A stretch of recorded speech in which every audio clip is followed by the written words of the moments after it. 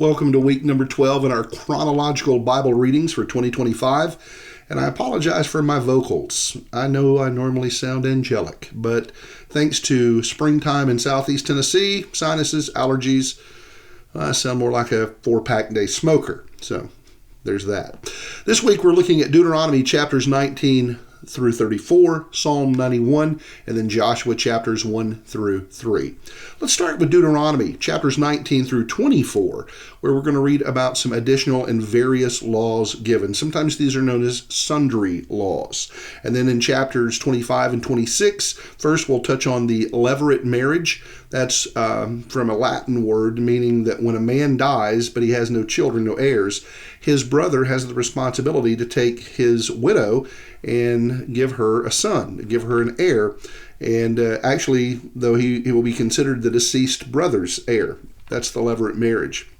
Now, when you get to chapters 27 through 30, there are warnings about when they enter into Canaan. Remember, they're at the plains of Moab. They are on the precipice of going into the promised land, and the Lord is warning them. He says, look, I will bless you if you obey, but I will have to bring curses for disobedience. And he extensively has to talk about the curses because they are so prone to grumble, so prone to not take him at his word. Then we get to chapters 31 through 34. You're going to read about the Song of Moses, and then Moses departs. At the age of 120, he goes to be with the Lord. He gets to see Canaan from a distance, but he does not get to enter in. But Joshua takes over the reign of leadership and will lead the people into the promised land. Some things to watch for in these chapters. Notice the necessity of the repeated warnings. Why? Well, because we are so prone to disobedience. It's like our default. I mean, it is. We're not good. None of us are good. I know I'm not in Romans chapter 3 yet, but I'm just telling you, there's a necessity for the repeating of the warnings. Also, give thanks to the Lord for godly leaders. They are few, they are rare, but they do exist. So when you find someone who continually spends his life trying to lead people to the Lord, give thanks to God for that. That's empowered by him. Next, we'll go to Psalm 91. And this is a psalm of praise unto the Lord, who is the protector of his people. Now, interestingly, in this particular psalm, when Jesus is tempted in the wilderness, there in Matthew 4 and Luke 4, Satan will use a portion of this psalm to try to tempt him. You'll notice when you get there, verses 11 and 12. And then finally, Joshua chapters 1 through 3. We're getting ready to go into Canaan. The Lord encourages Joshua, as I've been with Moses, I will be with you.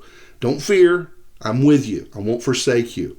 The Lord is so gracious to do that, and he reminds his people of his presence. I'm for you. I'm going to take you into the land that I promised.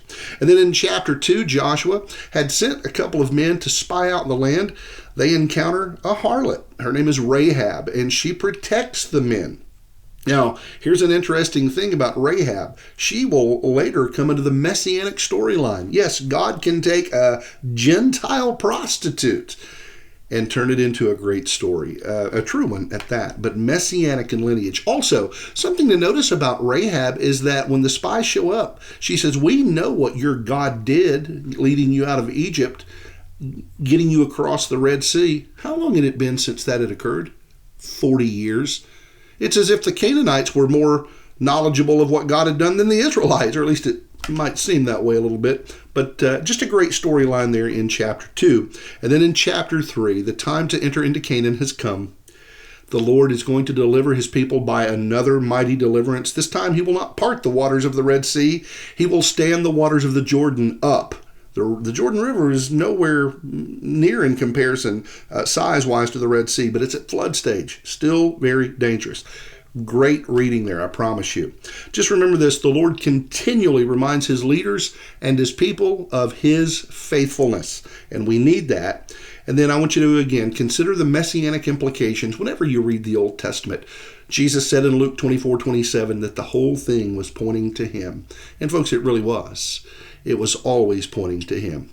Well, I hope you have a great week of reading. Keep those sinuses clear as best you can. And until next week, God's grace and peace to you.